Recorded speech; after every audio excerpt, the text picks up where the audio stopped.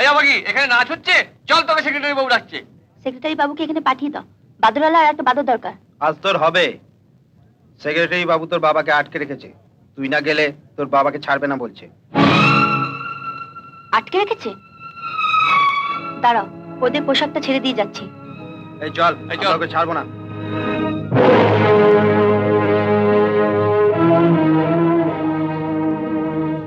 তুই ওকে মেরেছিস? ঠিক হয়েছে। কেমন ভূতের মতন দেখাচ্ছে। যা, সবার সামনে গিয়ে ওর পায়ে ধরে ক্ষমা চা। যা। যাচ্ছি বাবা, যাচ্ছি। এত তাড়া কিসে? তার আগে ওর পট্টিটা খুলুক। পট্টি খুলবে কেন? বারে, ক্ষমা চাইবার আগে একবার দেখবো না ওর কতটা কেটেছে? যদি দেখি ওর অনেকটা কেটেছে, এই একটুখানি, তাহলে ওর পায়ে ধরে ক্ষমা চাইবো। আর যদি দেখি ওর একটু কেটেছে, তাহলে ওর হাঁটু ধরে ক্ষমা চাইবো।